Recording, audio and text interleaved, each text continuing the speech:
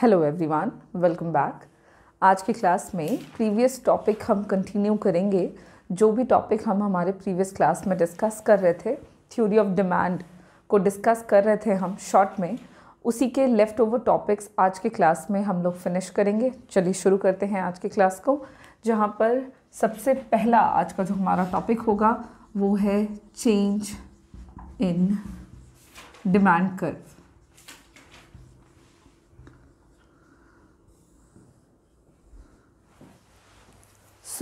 Demand curve में जब हम चेंज की बात करेंगे, चेंज इन डिमांड के अंदर हम लोग बेसिकली दो टॉपिक को डिस्कस करते हैं। डिमांड कर्व यानी ग्राफिकली जब हम डिमांड के कॉन्सेप्ट को प्रेजेंट करते हैं एक्स और वाई एक्सिस के थ्रू, उसमें हमें किस तरह का चेंज देखने को मिलता है। चेंज के अंदर के दो टॉपिक हैं, एक है मूवमेंट अलोंग डिमांड कर्व, एक चेंज है आपका मूवमेंट अलोंग डिमांड कर्व, और दूसरे टाइप का change is called shifting in demand curve. ठीक है, तो जब भी डिमांड कर्व में चेंज की बात होगी, हम दो तरह के चेंज को डिस्कस करेंगे। एक में हम मूवमेंट की बात करेंगे और अगले में हम शिफ्टिंग की बात करेंगे। मूवमेंट एंड शिफ्टिंग दोनों में डिफरेंस है, और शुरुआत करते हैं सबसे पहले हम मूवमेंट से। जब भी हम डिमांड कर्व में मूवमेंट की बात करते हैं तो इसका सिंपल सा मतलब होता है डिमांड, किसी भी कमोडिटी के डिमांड में एक्सटेंशन और कंट्रैक्शन का आना। मूवमेंट अलोंग डिमांड कर्व के अंदर दो तरह से डिमांड कर्व में मूवमेंट होगा, एक in case of extension of demand, दूसरा in case of contraction of demand. अब सवाल है कि डिमांड में एक्सटेंशन एंड कंट्रैक्शन क्यों होगा? तो एक्सटेंशन और कंट्रैक्शन होगा due to change in own price of the commodity. यहाँ पर अगर हम कॉज की बात कर रहे हैं कि मूवमेंट का कारण क्या है, तो मूवमेंट का कारण है change in own price of the commodity. Commodity के खुद के प्राइस में चेंज आता है, उसकी वजह से उसके क्वांटिटी डिमांडेड में एक्सटेंशन एंड कंट्रैक्शन होता है। एक्सटेंशन का क्या मतलब है? अच्छा, प्राइस पर ही सिर्फ डिमांड डिपेंड नहीं करता है, अदर फैक्टर्स भी हैं जो किसी भी कमोडिटी के डिमांड को प्रभावित करते हैं। तो there is a condition, and the condition is कि जितने भी अदर फैक्टर्स हैं जो भी कमोडिटी के डिमांड को प्रभावित करने वाले हैं, उन सबको आपको रखना है रिमेन्स कांस्टेंट। अगर हम उनको स्थिर मान लेते हैं तो अदर फैक्टर्स के कांस्टेंट होने से कमोडिटी के खुद के प्राइस में जब चेंज आएगा तो उसके क्वांटिटी डिमांडेड में एक्सटेंशन एंड कंट्रैक्शन होता है, and this is called movement along demand curve. क्योंकि कर्व की बात हो रही है तो ये एक तरह का ग्राफिकल एप्लीकेशन हो जाता है, और देखते हैं कि किस तरह से ये ग्राफिकली चेंज को शो करता है। एक्सटेंशन का मतलब है कि जब किसी भी वस्तु की कीमत में कमी आती है, प्राइस कम होगा, तो उसके रिस्पॉन्स में उसकी क्वांटिटी डिमांड जो है वो बढ़ती है। डिमांड में इंक्रीज होता है due to decrease in own price, and this phenomena refers to extension of demand. Contraction of demand का मतलब है कि जब भी किसी भी कमोडिटी की कीमत में इंक्रीज होता है, प्राइस इंक्रीज करेगा, प्राइस राइज के कॉन्सिक्वेंस में अगर क्वांटिटी डिमांडेड डिक्रीज कर जाए, घटे, तो इसे ही कहते हैं कंट्रैक्शन ऑफ डिमांड। ग्राफिकली अगर आप देखते हो तो एक्सटेंशन ऑफ डिमांड में जब आप एक्स एक्सिस पर क्वांटिटी डिमांडेड और वाई एक्सिस पर प्राइस लेते हैं, तो अगर आप डिमांड की बात कर रहे हैं, मान लीजिए कि प्राइस जो है वो है 5 रुपीज़ पर यूनिट, तो क्वांटिटी डिमांडेड जो है, अच्छा प्राइस आप पहले देखो कि अगर प्राइस जो है वो है 20 रुपीज़ पर यूनिट, तो क्वांटिटी डिमांडेड जो है वो है 10 यूनिट्स। दोनों के कॉमन पॉइंट को जब आप लोकेट करना चाहोगे तो वो आपको मिलेगा यहाँ पर, ये है कॉमन पॉइंट। डिमांड कर्व का स्लोप जो है वो डाउनवर्ड होता है, हम लोग ऑलरेडी पढ़ चुके हैं, क्योंकि ये इन्वर्स रिलेशनशिप को दिखाता है। नाउ जैसे ही कमोडिटी के प्राइस में डिक्रीमेंट हुआ, 20 रुपये से घट के 5 रुपये हो गया, तो क्वांटिटी जो डिमांड करी जा रही थी वस्तु की, वो बढ़ के 10 यूनिट्स से हो गया 50 यूनिट्स। इस तरह से कंज्यूमर जो है वो पॉइंट ए से पॉइंट बी पर पहुंचा। On the same demand curve पहले कंज्यूमर जो है वो अपर पॉइंट पर थे और after the decrease in price and increase in quantity demanded, consumer lower point पर पहुंच गए। इस तरह से सेम डिमांड कर्व में, ठीक है, सेम डिमांड कर्व में अपर पॉइंट से लोअर पॉइंट की तरफ जो मूवमेंट हुआ है, इस मूवमेंट को ही हम एक्सटेंशन ऑफ सप्लाई कहते हैं। ये आपका एक्सटेंशन ऑफ सप्लाई है। सिमिलरली जब हम कंट्रैक्शन ऑफ सप्लाई की बात करेंगे तो सेम केस हम लेंगे, वाई एक्सिस पे प्राइस, एक्स एक्सिस पे क्वांटिटी डिमांडेड, और मानकर चलें जब प्राइस जो है वो है 5 रुपये पर यूनिट, तो क्वांटिटी डिमांड हो रहा था 50 यूनिट्स। दोनों के कॉमन पॉइंट्स को जब हमने मिलाया तो एक पॉइंट मिला which is point A, and हम लोगों ने डिमांड कर्व ड्रॉ करा which is downward sloping, showing inverse relation between price and demand. After the increase in own price of the commodity, suppose rupees 20 per unit, the quantity demanded by the consumer has been decreased from 50 units to 10 units. Again, the common point will become B on the demand curve DD. अब पहले consumer जो हैं वो lower point पर थे, after the contraction consumer पहुंच गए अपर point पर on the same supply curve. So from the lower point two the upper point जो मूवमेंट हुआ है कंज्यूमर के द्वारा, इसी मूवमेंट को हम कहते हैं contraction of demand. So extension and contraction of demand यहाँ पर मूवमेंट अलोंग डिमांड कर्व को शो कर रहा है। This is all the concept of movement along demand curve. Now move on to the shift in demand curve. जब भी हम shift की बात करेंगे तो शिफ्टिंग में भी हम दो तरह के चेंज को ही डिस्कस कर रहे हैं जो कि हम लोगों को डिमांड कर्व में देखने को मिलता है। एक है इंक्रीज इन डिमांड और दूसरा हम लोगों को देखने को मिलेगा decrease in demand. Increase in demand and decrease in demand हमें कब देखने को मिलेगा और इसके कारण क्या है? तो शिफ्ट इन डिमांड कर्व में देयर इज अ कंडीशन, एक कंडीशन है, एंड द कंडीशन इज कि ओन प्राइस जो होगा कमोडिटी का वो होना है कांस्टेंट। जब किसी भी कमोडिटी की कीमत स्थिर होती है, मतलब वो चेंज नहीं होती, और कांस्टेंट प्राइस पर ही कमोडिटी की क्वांटिटी जो डिमांड करी जा रही है वो इंक्रीज या डिक्रीज करती है, तो इसे ही कहते हैं शिफ्ट इन डिमांड कर्व। यहाँ पर अगर हम बोलें कि क्या कारण है शिफ्ट इन डिमांड कर्व के कॉजेस क्या हैं, तो इसके कारण है change in other determinants of demand. Demand के को प्रभावित करने वाले जितने भी डिटरमिनेंट्स हैं, अदर फैक्टर्स हैं, अगर उनमें चेंज आता है, उनमें परिवर्तन आता है, तो उसकी वजह से क्वांटिटी डिमांडेड वैरी करती है, चेंज होती है, और इसी चेंज की वजह से अगर डिमांड में इंक्रीज और डिक्रीज देखने को मिलेगा तो उसे ही हम शिफ्ट इन डिमांड कर्व के अंदर जानेंगे, या उसे ही हम शिफ्ट इन डिमांड कर्व कहेंगे।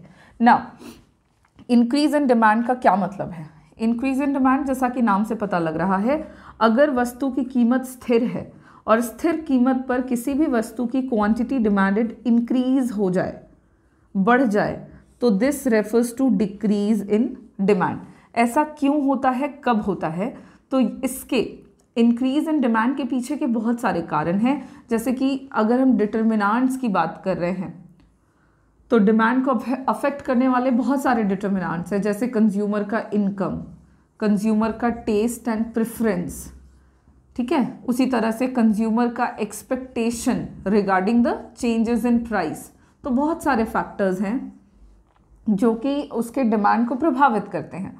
अब यहाँ पर अगर हम इन सब में चेंज की बात करें, क्या क्या बोला मैंने, इनकम हो गया आपका, कंज्यूमर के टेस्ट एंड प्रेफरेंसेस हो गए, टेस्ट एंड प्रेफरेंसेस, तो अगर इन सब में चेंजेस आता है तो इसकी वजह से कंज्यूमर का डिमांड जो है वो बढ़ता है, चेंजेस उसी के हिसाब से। अगर कंज्यूमर को लगेगा कि फ्यूचर में प्राइस बढ़ने वाला है तो वो प्रेजेंट टाइम पर कीमत में बिना किसी चेंज के भी अपने डिमांड को बढ़ा देते हैं, जिससे कि इंक्रीज इन डिमांड देखने को मिलता है। उसी तरह से अगर इनकम कंज्यूमर का इंक्रीज होता है तो उनकी डिमांड पर इसका सीधा सीधा असर पड़ता है और डिमांड बढ़ता है। अगर कंज्यूमर का टेस्ट एंड प्रेफरेंस चेंज होता है, किसी पर्टिकुलर कमोडिटी को वो अचानक से पसंद करने लगते हैं या उनका टेस्ट उसके लिए बढ़ जाता है, तो प्राइस में चेंज नहीं भी होने पर कंज्यूमर उस पर्टिकुलर कमोडिटी को परचेज करता है, यानी कि उसके डिमांड को बढ़ाते हैं। इस तरह से इंक्रीज इन डिमांड में प्राइस में बिना किसी चेंज के कांस्टेंट प्राइस पर क्वांटिटी डिमांड जो है वो बढ़ता है। डिक्रीज इन डिमांड की बात करेंगे तो अगर कांस्टेंट प्राइस पर किसी भी वस्तु की डिमांड, मांगी गई मात्रा अगर कम हो जाती है तो इसे ही हम डिक्रीज इन डिमांड बुलाते हैं। ग्राफिकली इसके एप्लीकेशन को अगर हम देखें तो इंक्रीज इन डिमांड में वाई एक्सिस पर प्राइस, एक्स एक्सिस पर अगर हम क्वांटिटी डिमांडेड ले रहे हैं, मान के चलेंगे कि प्राइस है 10 यूनिट्स, कंज्यूमर क्वांटिटी डिमांड कर रहे हैं 10 यूनिट्स, ठीक है। तो कॉमन पॉइंट है पॉइंट ए और डिमांड कर्व है आपका D dash D dash. Now अगर प्राइस कांस्टेंट है 10 पर और क्वांटिटी डिमांडेड 10 यूनिट से बढ़ करके हो गया 20 यूनिट्स, तो फिर से जब आप इसके इन दोनों के कॉमन पॉइंट्स को ड्रॉ करेंगे तो आपको नया पॉइंट मिलेगा, suppose which is point B. Again आपको एक डिमांड कर्व मिलेगा downward sloping D double dash D double dash. यहाँ पर आप देखोगे कि पहले कंज्यूमर पॉइंट ए पर थे on the old demand curve D dash. After the increase in demand at a constant price, consumer will shift from point A to point B on the new demand curve D dash D dash D double dash D double dash. This shift in demand curve shows increase in demand और यहाँ पर आप देखोगे कि increase in demand के case में demand curve जो है वो rightward shift करता है, जिसको दूसरे शब्दों में you can say forward shifting। आप demand curve को right hand side पर shift होता हुआ देखेंगे या आगे की तरफ शिफ्ट होता हुआ देखेंगे। अगर आप खुद को पॉइंट ए पर प्लेस करें, पॉइंट बी आपको आगे की तरफ पड़ेगा। इस तरह का चेंज हमें इंक्रीज इन डिमांड के केस में देखने को मिलता है। Again the next decrease in demand, Y axis पर प्राइस, एक्स एक्सिस पर क्वांटिटी डिमांडेड लेते हुए अगर हम देखें, प्राइस 10 यूनिट्स है, क्वांटिटी डिमांड 20 यूनिट्स हो रहा है। दोनों के कॉमन पॉइंट्स को जब हम बनाएंगे तो पॉइंट ए हमको मिलेगा और डिमांड कर्व हमने बना दिया D dash D dash. So consumer is on point A on the demand curve D dash D dash. Again price में कोई चेंज नहीं आ रहा एंड उसके बावजूद कंज्यूमर के द्वारा जो मांगी जा रही मात्रा है एक पर्टिकुलर वस्तु की, अगर वो कम हो जाती है 20 यूनिट से घट के 10 यूनिट्स, तो प्राइस 10 क्वांटिटी 10 दोनों के कॉमन पॉइंट को बनाया point B and the demand curve will draw as D double dash D double dash. और यहाँ पर आप देखोगे कि पहले कंज्यूमर पॉइंट ए पर थे on the older demand curve. After that decrease in demand, consumer will shift from point A to point B on the new demand curve D double dash D double dash. This change is refers to decrease in demand, जिसके case में आप देख पाओगे कि demand curve leftward shift हुआ है। Consumer, अगर आप पॉइंट ए पर हैं तो पॉइंट बी लेफ्ट साइड पर पड़ेगा, या उसी को दूसरे शब्दों में आप कह सकते हैं this is called backward shifting. So in case of shift in demand curve, हमारा डिमांड कर्व इधर राइटवर्ड और लेफ्टवर्ड शिफ्ट करता है इन case of increase and decrease in demand. और अगर हम मूवमेंट की बात कर रहे हैं तो यहाँ पर हमें क्वांटिटी डिमांडेड में एक्सटेंशन एंड कंट्रैक्शन देखने को मिलता है और इस तरह से हमारे डिमांड में चेंज आता है और ये हम change in demand curve topic के अंदर देखते हैं। कॉजेज़ की बात करेंगे तो there are variety of causes, various causes behind increase in demand and decrease in demand. जितने भी फैक्टर्स आपको पता है जो क्वांटिटी डिमांड को प्रभावित करते हैं, उनके साथ आप चेंज इन डिमांड में उसको रिलेट करते हुए इस पॉइंट्स को समझ सकते हैं, याद रख सकते हैं। मैंने यहाँ पर आपको बड़े बेसिक से कुछ पॉइंट्स बता दिए हैं, बाकी के पॉइंट्स हम लोगों ने हमारे डिटेल क्लासेस में पढ़ रखे हैं। अब चेंज इन डिमांड से रिलेटेड हमारे टॉपिक का रिवीजन हो गया है कंप्लीट। बढ़ेंगे आगे अगले टॉपिक पे और इस चैप्टर के लास्ट टॉपिक पर, इस यूनिट के आखिरी टॉपिक पर, जो कि है प्राइस इलास्टिसिटी ऑफ डिमांड।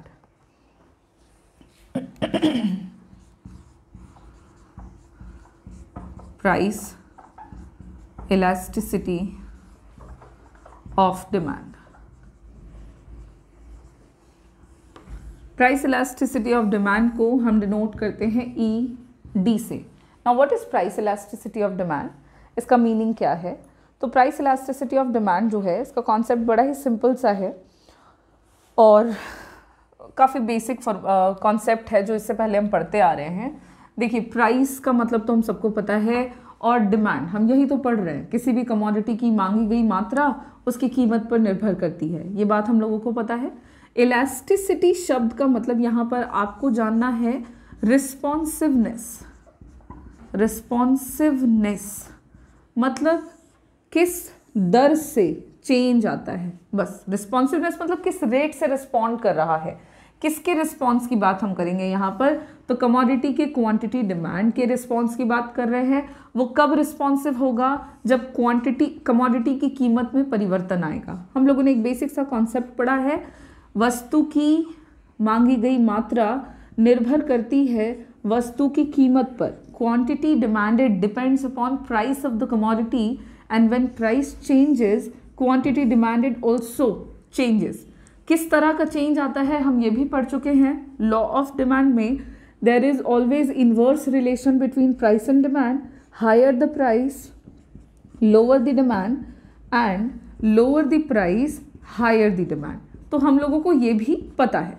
अब इस रिलेशनशिप के पता होने के बाद और क्या रह जाता है, तो रह ये जाता है कि किसी भी वस्तु की कीमत में चेंज आने से उसकी क्वांटिटी डिमांडेड बदलती है, ठीक है, लेकिन कितना बदलती है, कब बदलती है, कैसे बदलती है, कितनी जल्दी चेंज होती है या कितने धीरे से चेंज होती है। मतलब प्राइस में चेंज होने से, चेंज किसी भी तरह का इंक्रीज या डिक्रीज, क्वांटिटी डिमांडेड जो है वो कितना रिस्पॉन्सिव होगा, कैसे इंक्रीज करता है या कैसे डिक्रीज करता है, और कितनी जल्दी वो रिस्पॉन्ड करता है, इसको मेजर करने के टूल को ही हम प्राइस इलास्टिसिटी ऑफ डिमांड बुलाते हैं। यानी कि ये जो है रिस्पॉन्सिवनेस, जिसको आप बोल सकते हैं रेट ऑफ चेंज को मेजर करने के तरीके को, जिस तरीके से रेट ऑफ चेंज को मेजर किया जाता है, किसके रेट ऑफ चेंज को, क्वांटिटी डिमांडेड के, किसके रिस्पेक्ट में, प्राइस में चेंज होने के रिस्पेक्ट में, उसी मेजरमेंट के तरीके को हम इलास्टिसिटी ऑफ डिमांड बुलाते हैं। लॉ ऑफ डिमांड जो है वो एक तरह का क्वालिटेटिव, देखिए एक चीज़ और, price elasticity of demand and law of demand दोनों में अंतर है। लॉ ऑफ डिमांड एक तरह का क्वालिटेटिव स्टेटमेंट है, वहाँ पर मात्रा की बात नहीं हुई थी, वहाँ पर सिर्फ बात हुई थी कि प्राइस के बढ़ने से demand will decrease and price के घटने से demand will increase. There is inverse relationship. कितना प्राइस के बढ़ने पर डिमांड घटेगा या कितना प्राइस के घटने पर डिमांड बढ़ेगा, in terms of quantity law of supply explain नहीं करता इस चीज को। सो लॉ ऑफ डिमांड जो है वो एक तरह का क्वालिटेटिव स्टेटमेंट है, but price elasticity of demand जो है ये क्वांटिटेटिव स्टेटमेंट है, जो कि क्वांटिटी के टर्म्स में, इन टर्म्स ऑफ क्वांटिटी आपको चेंज इन डिमांड के बारे में बताता है। इसको निकालने का एक बेसिक सा फॉर्मूला होता है, इलास्टिसिटी ऑफ डिमांड को मेजर करने का बड़ा ही बेसिक सा फॉर्मूला है, देयर इज परसेंटेज चेंज। आपको देखना होता है कि परसेंटेज चेंज कितना हुआ क्वांटिटी डिमांडेड में, विथ रिस्पेक्ट आप क्या देखते हो, कितना परसेंट में चेंज आ रहा है इन own price of the commodity, वस्तु की कीमत में कितना परसेंट चेंज आया है, प्रोपोर्शनेट चेंज आया है, और उसके डिमांड में कितना प्रोपोर्शनेट चेंज आया है। जब हम इस फॉर्मूले को अप्लाई करते हैं तो हम लोग इलास्टिसिटी ऑफ डिमांड को मेजर कर पाते हैं। ये एक तरह का रेशियो होता है जो कि percentage change in demand and percentage change in quantity price के रिलेशनशिप को बतलाता है। अब आपको प्राइस इलास्टिसिटी ऑफ डिमांड से रिलेटेड 2-3 बातें जाननी है। ये तो हम लोगों ने इसके मीनिंग को डिस्कस कर लिया। अब हम लोगों को जानना है कि प्राइस इलास्टिसिटी ऑफ डिमांड के कितने टाइप हैं, पहला। दूसरा, प्राइस इलास्टिसिटी ऑफ डिमांड चूंकि एक तरह का मेजरमेंट का तरीका है, तो कितने तरीके होते हैं इलास्टिसिटी ऑफ डिमांड को मेजर करने के, ठीक है, और इसको प्रभावित करने वाले फैक्टर्स कौन कौन से होते हैं। तो हम लोग सबसे पहले डिस्कस कर लेते हैं प्राइस इलास्टिसिटी ऑफ डिमांड के डिग्रीज को। देखिए 3 चीज़ें हम लोग इसमें डिस्कस करेंगे, इसके डिग्रीज, इसको मेजर करने के तरीके और इसको प्रभावित करने वाले फैक्टर्स। तो 1 बाय 1 करके इन तीनों को हमने डिस्कस कर लेना है और हमारा ये टॉपिक जो है वो यहीं पर फिनिश हो जाएगा। अगर डिग्रीज की बात करें तो इलास्टिसिटी ऑफ डिमांड के 5 डिग्रीज हैं। सबसे पहला है परफेक्टली इलास्टिक डिमांड। डिमांड जो है वो परफेक्टली इलास्टिक हो सकता है कब? तो परफेक्टली इलास्टिक अगर डिमांड है तो इसका मतलब है कि इलास्टिसिटी ऑफ डिमांड का वैल्यू जो है वो इन्फिनाइट है। इसका मतलब है कि अगर चेंज इन प्राइस जो है वो ज़ीरो भी है, कोई चेंज नहीं आ रहा प्राइस में, प्राइस स्टिल कांस्टेंट है, उसके बावजूद उसके रिस्पॉन्स में जो क्वांटिटी डिमांड का चेंज है वो टिल इन्फिनाइट है। मतलब अगर प्राइस में चेंज ना भी आए, उसके रिस्पॉन्स में डिमांड जो है वो चेंज होता ही अगर चला जाता है, तो इस तरह के चेंज को हम, या इस तरह के केस को हम परफेक्टली इलास्टिक डिमांड बुलाते हैं। ठीक है, यहाँ पर परफेक्टली इलास्टिक डिमांड में जो आपका डिमांड कर्व होता है वो हॉरिजॉन्टल स्ट्रेट लाइन होता है। हॉरिजॉन्टल स्ट्रेट लाइन में वो शो करता है कि देयर इज प्राइस का change constant but the quantity demanded has been increased और डिक्रीज्ड, और इस तरह से अगर कॉमन पॉइंट्स बनाते गए हमने सारे प्राइस और क्वांटिटी डिमांडेड का, तो कॉमन पॉइंट्स को मिला देने पर we'll got the horizontal straight line demand curve in case of perfectly elastic demand. Now the second type is perfectly inelastic demand.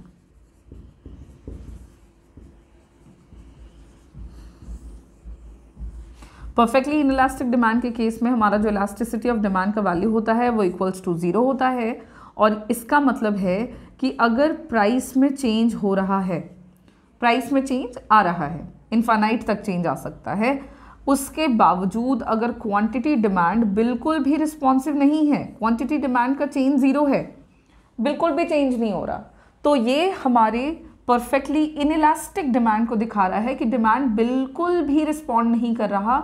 और इस केस में अगर हम डिमांड कर्व की बात करें कि उसका शेप कैसा बनता है, तो देख लो, मान लो डिमांड है ओडी, प्राइस ओपी है, कभी OP1 हो गया, कभी OP2 हो गया, तो जैसे जैसे आप इन कॉमन पॉइंट्स को ड्रॉ करेंगे आपको कॉमन पॉइंट्स मिलते जाएंगे, और जब आप इन कॉमन पॉइंट्स को मिला देंगे तो आपको एक vertical straight line which is parallel to the axis on which prices has been taken, उसके पैरेलल में चला जाता है ये, यानी वाई एक्सिस के पैरेलल में जा रहा है। और देखो, इट इज़ नॉट नेसेसरी कि वाई एक्सिस के पैरेलल ही होना है या एक्स एक्सिस के पैरेलल ही होना है। एक्स और वाई एक्सिस के पैरेलल होना डिपेंड करता है कि एक्स और वाई एक्सिस पर आपने कौन सा वेरिएबल लिया हुआ है, प्राइस लिया हुआ है कि क्वांटिटी ली हुई है। इन जनरल वाई एक्सिस पर प्राइस लेते हैं, इसलिए हम याद कर लेते हैं कि ये वर्टिकल स्ट्रेट लाइन होगा parallel to the Y axis in case of perfectly inelastic demand. Next जो आपका टाइप है that is called unitary elastic demand. Unitary elastic demand का मतलब है कि जो क्वांटिटी डिमांडेड है कमोडिटी का, first of all elasticity of demand का value will be equals to 1, 1 के बराबर होगा। और इसमें चेंज कुछ ऐसा है कि जितना चेंज प्राइस में होगा, अगर बिल्कुल उतना ही चेंज क्वांटिटी डिमांड में भी हुआ, तो हम कहेंगे कि elastic demand of the commodity जो है वो यूनिटरी इलास्टिक है, elasticity of demand unit elastic है। इसका मतलब होता है कि जितना चेंज आपके प्राइस में हो रहा है, बिल्कुल उतना ही चेंज आपके क्वांटिटी डिमांड में हो रहा है। और अगर डिमांड कर्व की ही बात करेंगे तो डिमांड कर्व का जो शेप बनेगा वो कुछ ऐसा, मान लीजिए प्राइस ओपी है, क्वांटिटी डिमांडेड OQ है, कॉमन पॉइंट बनाया तो कुछ इस तरह का आया कॉमन पॉइंट। प्राइस के बढ़ जाने से OP1, जितना प्राइस बढ़ा है, change in price delta P, बिल्कुल उतना ही क्वांटिटी जो है वो घटेगा। ठीक है, तो डेल्टा Q के बिल्कुल अगर बराबर है तो दोनों के कॉमन पॉइंट्स को जब आप मिलाओगे आपको फिर से कॉमन पॉइंट मिलेगा, डिमांड कर्व आपका डाउनवर्ड स्लोपिंग बनेगा, और इस तरह से हम कहेंगे कि जो डिमांड है वो यूनिट इलास्टिक है because change in price change in demand के बिल्कुल बराबर है। डेल्टा P बराबर होगा डेल्टा Q के। चौथा जो टाइप है वो है मोर देन यूनिट इलास्टिक, जिसको आप मोर इलास्टिक भी बोलते हो, more than unit elastic demand. More than unit elastic demand का सिंपल सा मतलब है कि जो डिमांड कर्व है, सबसे पहले इलास्टिसिटी ऑफ डिमांड का वैल्यू 1 से बड़ा, और इसका क्लियर मतलब जितना चेंज प्राइस में होगा उससे ज़्यादा चेंज क्वांटिटी डिमांड में आएगा। जितना चेंज प्राइस में होगा उससे ज़्यादा चेंज क्वांटिटी डिमांड में आ जाता है। ग्राफिकली अगर हम इसको देखेंगे तो अगर प्राइस है OP, क्वांटिटी है OQ, कॉमन पॉइंट बनाया हमने तो वो आ गया यहाँ पॉइंट A पर। प्राइस जो है वो घट गया, OP से घट के हो गया OP1, तो क्वांटिटी बढ़ गया OQ से OQ1। यहाँ पे क्लियरली आप प्राइस का चेंज देख सकते हैं, OP से OP1 का चेंज है डेल्टा P और OQ से OQ1 का चेंज है डेल्टा Q। आपको प्राइस के चेंज से ज़्यादा क्वांटिटी का चेंज नज़र आएगा। कॉमन पॉइंट को जब आप मिलाओगे आपको डिमांड कर्व मिलेगा जो कि स्टीपर होगा टुवर्ड्स एक्स एक्सिस, थोड़ा झुका हुआ एक्स एक्सिस की तरफ। ये हमें दिखाता है कि जो डिमांड है वो मोर देन यूनिट इलास्टिक है। पांचवें टाइप को हम ज़रा यहाँ ड्रॉ कर लेते हैं। पांचवा जो टाइप है वो है लेस इलास्टिक या लेस देन यूनिट इलास्टिक। और लेस देन यूनिट इलास्टिक का मतलब हुआ इलास्टिसिटी ऑफ डिमांड का वैल्यू लेस देन 1, जिसका साफ मतलब जितना चेंज प्राइस में होगा उससे कम चेंज क्वांटिटी डिमांड में होगा। अगर ग्राफिकली हम इसको बनाते हैं तो ग्राफिकली अगर आप प्राइस को देखते हैं, मान लीजिए प्राइस OP है तो क्वांटिटी डिमांड जो है वो OQ है। कॉमन पॉइंट को बनाने पर हमें कॉमन पॉइंट मिलता है point A। After that price increase हो गया, OP से बढ़कर हो गया OP1, क्वांटिटी डिमांड जो है वो घटा, प्राइस के बढ़ने पर क्वांटिटी डिमांड घटा और घटकर OQ से हो गया OQ1। यहाँ पर जब आप कॉमन पॉइंट्स बनाते हो तो आपको पॉइंट मिलता है B। इन पॉइंट्स को मिलाने पर आपको एक डिमांड कर्व मिलेगा जो y एक्सिस की तरफ थोड़ा स्टीपर है, बिकॉज अगर आप यहाँ पर चेंज इन प्राइस देखोगे और चेंज इन क्वांटिटी देखोगे तो क्लियरली प्राइस का चेंज क्वांटिटी के चेंज से ज़्यादा है, जिसको दूसरे तरीके से कह सकते हैं क्वांटिटी का चेंज प्राइस के चेंज से कम है और ये लेस देन यूनिट इलास्टिक को बता रहा है। And these are the 5 types, 5 degrees of elasticity of demand, जिसको आपको कुछ इस तरह से ध्यान में रखना है, याद रखना है। काफ़ी इंपॉर्टेंट टॉपिक है ये हमारा। अब बढ़ते हैं फटाफट से आगे। और इलास्टिसिटी ऑफ डिमांड को मेजर करने के मेथड्स की बात अगर हम करें, टाइप में अगर कन्फ्यूजन है तो मेथड्स की बात हम कर रहे हैं। इसको मेजर करने के मेथड्स कितने हैं, और टोटल 3 तरीके हैं जिससे हम इलास्टिसिटी ऑफ डिमांड को मेजर कर सकते हैं। सबसे पहला जो तरीका है वो है total expenditure method. Total expenditure method is basically as a consumer commodity की जितनी क्वांटिटी को परचेज करने पर आप टोटल खर्च करते हैं, टोटल एक्सपेंडिचर करते हैं, अगर उसके बेसिस पर हम इलास्टिसिटी ऑफ डिमांड को मेजर करें तो that method is called total expenditure method. And according to this method elasticity of demand के 3 केसेस आपको देखने को मिलते हैं। According to this method 3 cases होते हैं।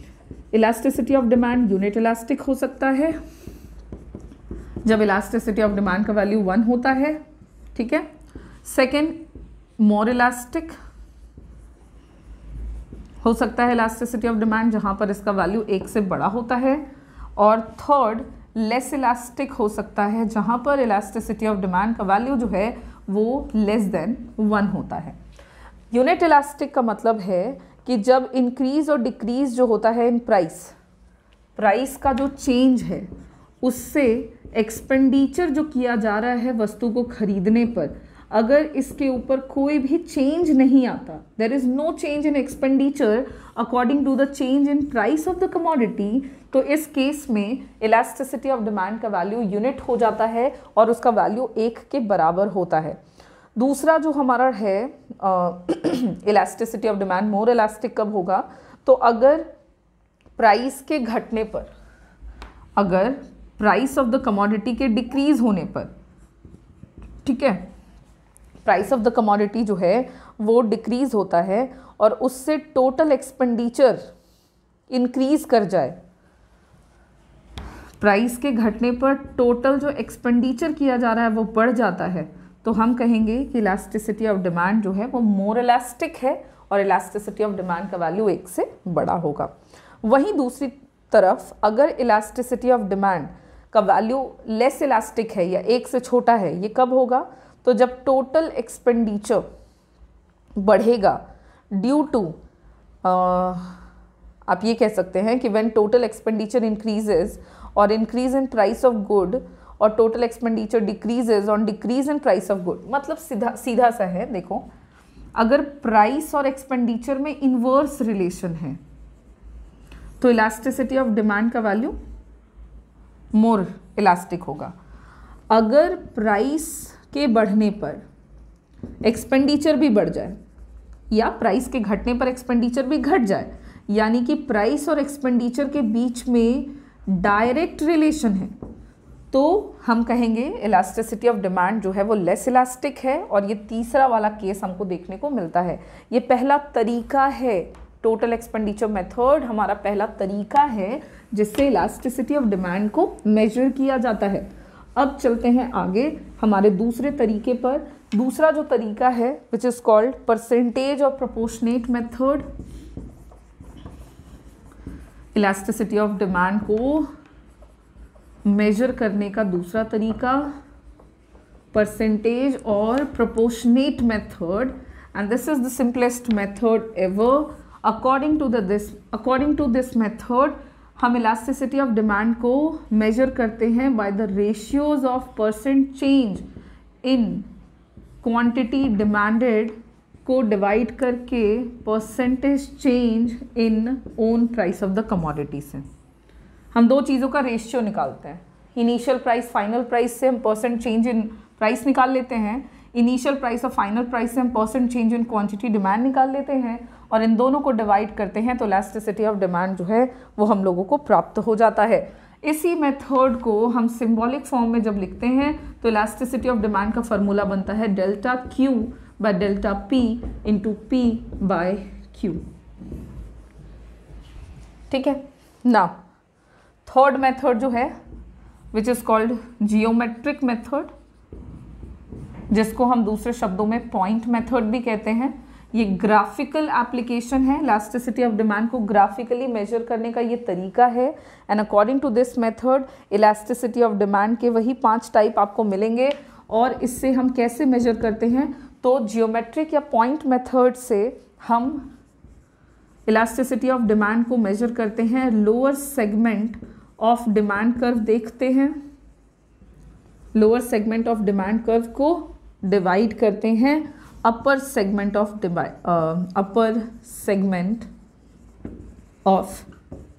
डिमांड कर्व से। ये फॉर्मूला है जियोमेट्रिक मेथड या फिर पॉइंट मेथड के अकॉर्डिंग इलास्टिसिटी ऑफ डिमांड को निकाल लेंगे या फिर मेजर करने के।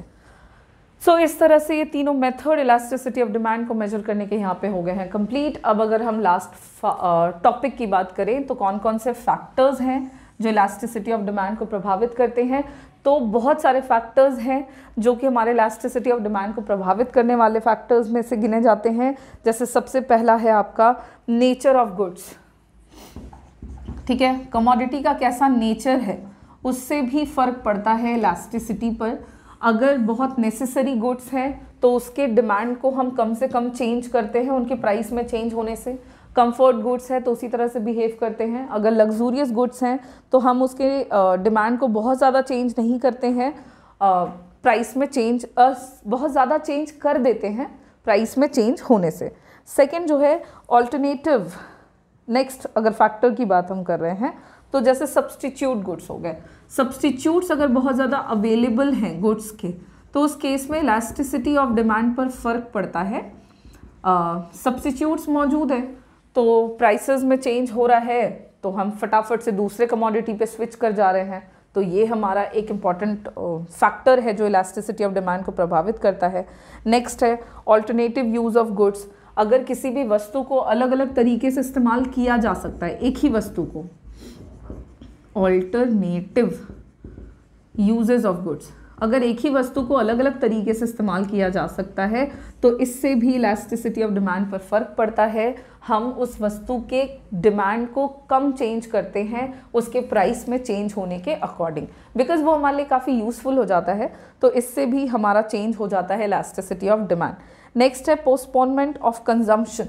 अगर कोई ऐसी वस्तु है जिसके कंजम्पशन को हम पोस्टपोन कर सकते हैं, मतलब फ्यूचर के लिए टाल सकते हैं, तो उस केस में भी पोस्टपोनमेंट ऑफ कंजम्पशन, उस केस में भी हमारे इलास्टिसिटी ऑफ डिमांड को वो प्रभावित करने वाला एक फैक्टर बनता है और ये भी हमारे इलास्टिसिटी ऑफ डिमांड को अफेक्ट करेगा।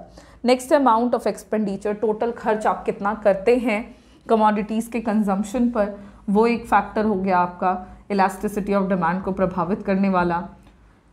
नेक्स्ट है इनकम लेवल, कंज्यूमर का इनकम लेवल कैसा है। अगर कंज्यूमर का इनकम लेवल बहुत हाई है तो फ़र्क ही नहीं पड़ेगा, उनका जो इलास्टिसिटी ऑफ डिमांड है वो परफेक्टली इलास्टिक या फिर मोर इलास्टिक साइड पर होगा।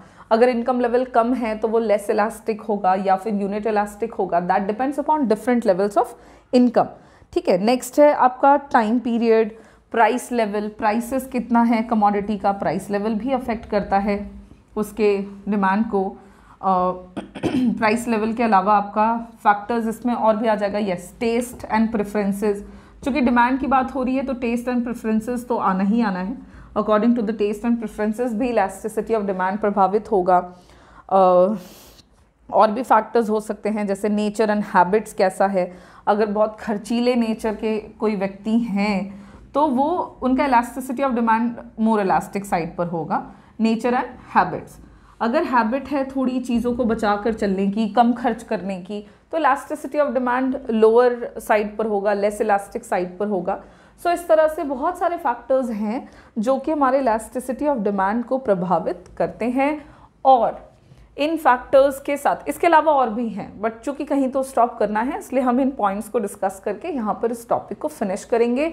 और इसके ख़त्म होने के साथ साथ हमारा ये जो यूनिट चल रहा था, यूनिट 2 को हम क्विक रिव्यू के तौर पर देख रहे थे, वो हमारा फिनिश होता है। नेक्स्ट क्लास से हम यूनिट 3 के हर एक टॉपिक को क्विक रिवीजन के फॉर्म में डिस्कस करेंगे। Thank you.